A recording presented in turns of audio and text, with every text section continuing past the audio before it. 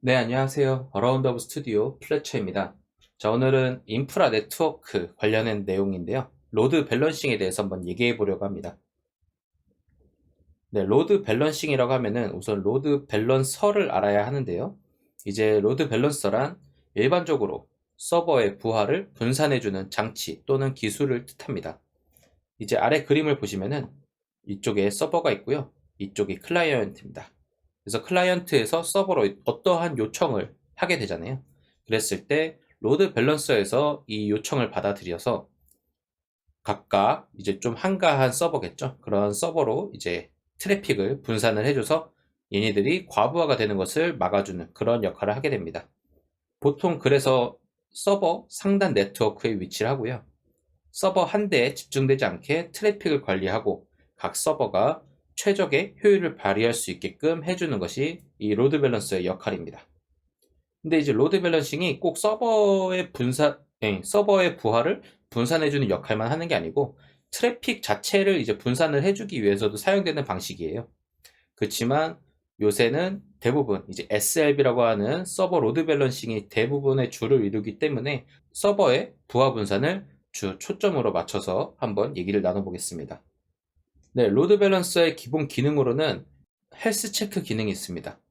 헬스 체크 기능이라고 하면은 이 서버가 지금 정상적으로 살아있는지 이것들을 체크하기 위한 기능인데요. 이제 뭐 핑을 써서 테스트를 해보기도 하지만 이 로드 밸런서라는 것은 기본적으로 L4, L7의 기능들을 갖고 있기 때문에 포트로 체크를 하는 경우들이 많아요. 그래서 이 서버에 해당 포트, 서비스가 열려있는 포트가 열려있는지 그쪽으로 헬스 체크를 많이 해보고요. 이제 그거에 대한 설정은 또 로드 밸런서 내부에서 변경이 가능합니다. 그리고 이제 알고리즘에 따른 분산 처리 기능이 있습니다. 이제 알고리즘은 뒤에서 더 이제 자세하게 다룰 건데요. 어떤 특정 알고리즘, 이제 하나만 예를 들면은 라운드 로빈이라는 기능이 있어요. 이제 이 라운드 로빈이라는 알고리즘에 따라서 분산 처리를 하게 되면은 이 트래픽이 순차적으로 들어올 때 각각 서버에 순서대로 하나씩 내려주는 그러한 방식입니다. 그리고 이제 NAT라고 부르는 네트워크 어드레스 트랜슬레이션이라는 기능이 있는데요. 이 기능 같은 경우에는 공인 IP라고 하고 비공인 IP라고 부르는 그런 개념들이 있잖아요. 이제 공인 IP라는 거는 한정적인 수량이 있기 때문에 비공인 IP로 서버에서 내부 IP들을 처리를 하는 방식입니다. 쉽게 얘기를 하면은 이제 IP를 변경을 해준다는 거예요. 이제 껍데기를 씌워서 이 IP가 원래 IP가 뭐 A라는 IP였는데 B라는 IP처럼 보일 수 있게끔 처리를 해준다. 이런 걸로 이해를 해주시면 되고요. 그리고 이제 DSR이라는 기능이 있습니다. 다이렉트 서버 리턴이라고 하는데 다른 데서는 또 이제 다이렉트 서버 라우팅이라고도 부르는 데가 있더라고요. 저는 리턴으로 알고 있어서 리턴으로 작성을 했고요. 이제 DSR 같은 경우에는 클라이언트에서 로드 밸런서로, 그 다음에 로드 밸런서에서 서버로, 그 다음에 서버에서 다시 로드 밸런서로 돌아와서 클라이언트한테 가는 그러한 네트워크 트래픽 순서가 있는데 이 DSR이라는 기술을 사용을 하게 되면은 서버에서 로드 밸런서로 가는 것을 거치지 않고 바로 서버에서 클라이언트로 보내주게 되는 방식입니다. 그러니까 서버에서 로드 밸런서로 가는 이 한 단계를 줄여서 트래픽의 이제 부하를 줄여주는 그러한 기술이라고 생각해 주시면 되겠습니다. 네, 그러면은 이제 로드 밸런싱의 알고리즘 몇 가지를 한번 살펴볼 건데요. 가장 기본적으로 사용되는 방식으로 리스트 커넥션 알고리즘이 있습니다. 그래서 현재 매핑되어 있는 커넥션이 가장 적은 서버로 세션을 연결해주는 방식인데요. 이거는 이제 글로 설명하기보다는 도식화가 더 이해하기가 쉬울 것 같아서 좀 도식화들을 해왔습니다. 같이 그림을 좀 보시면은 자, 클라이언트 A, B, C라는 게 있어요. 이제 일반적으로 저희 같은 사용자를 생각해 주시면 되고요. 아니면은 뭐 또 다른 이제 프론트엔드 모듈이라고 생각할 수도 있겠죠. 그랬을 때 이 클라이언트 A에서는 1, 2, 3, 4라는 패킷을 갖고 있고 세션이라고 얘기를 할게요. 네, 1, 2, 3, 4라는 세션을 갖고 있고 클라이언트 B에서는 8, 9라는 세션을 갖고 있고 클라이언트 C에서는 5, 6, 7이라는 세션을 갖고 있을 때 각각의 요청들이 로드 밸런서로 들어오게 된다면은 이게 이제 순서예요. 순서대로 들어오게 되면은 하나하나씩 우선은 아무것도 없었을 때로 생각을 하고, 자, 첫 번째로 들어오는 건 서버 1번에다가 배치를 해주고, 그 다음에 2번, 3번 중 아무데나 또 하나 배치를 해주고, 그 다음에는 이쪽에는 하나씩 세션이 물려 있으니까 세션이 없는 3번 서버로 이제 세션을 붙여주고요. 이런 식으로 이제 차례차례 달라붙게 되는 이러한 방식이 리스트 커넥션 방식이다 라고 생각을 해주시면 됩니다.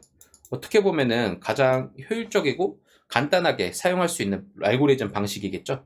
그렇지만 이 방식에는 어느 정도 좀 장단점이 좀 따르는데요.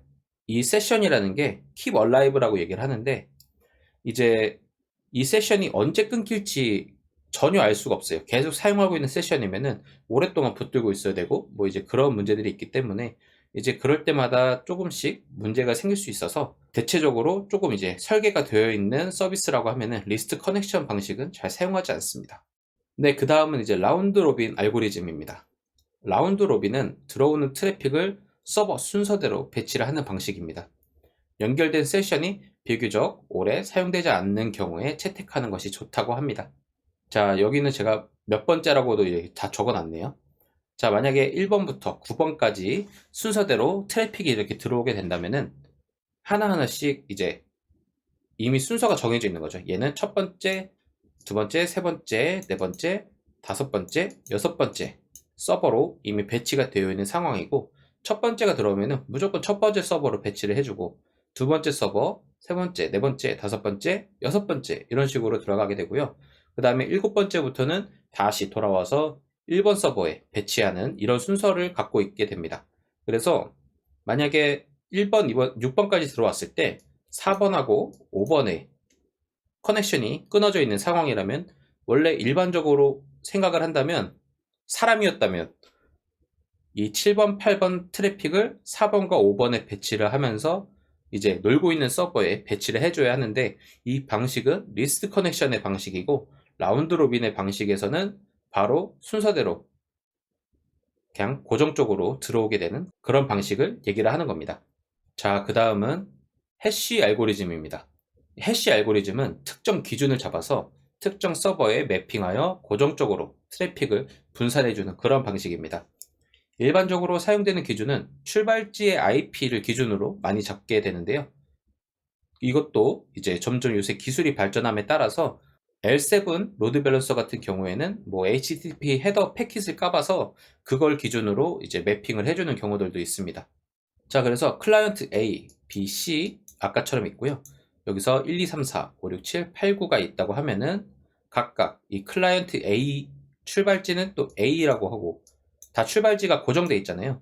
그래서 이 A라는 트래픽이 들어왔을 때는 이 서버 1번에 계속 이제 배치가 되는 거고, 그 다음에 B에 있는 거는 또 서버 2번에다가 배치를 해주고, 서버 C는 또 이쪽에 클라이언트 C의 트래픽은 또 3번 서버에 이렇게 계속 고정해서 패킷을 보내주는 그러한 방식입니다. 네, 이러한 방식은 이 서버가 원래는 좀 뭐 캐시를 같이 이제 공유를 해주는 그런 공유 캐시 서버 같은 걸 갖고 있다라면 모를까, 그렇지 않고 좀 단독적으로 이제 수행하는 일들을 하게 된다면은 이 A 클라이언트에서 사용하고 있는 정보들을 이 1번 서버에서만 계속 갖고 있기 때문에 1, 2, 3, 4의 패킷 처리를 다 여기서밖에 할 수 없는 그런 상황들일 때 많이 사용되는 방식입니다. 자, 이렇게 로드 밸런서의 기본적인 기능과 거기에서 사용되는 알고리즘에 대해서 알아보았습니다. 너무 간단하게 얘기를 해서 한 번은 이제 그런 기술들을 어떻게 구현을 할 수 있는지 이제 그런 것들을 좀 다루는 영상도 하나 만들 예정인데요. 우선은 오늘은 로드 밸런서의 기본적인 기능만 알고 가는 걸로 목적을 좀 잡아봤습니다.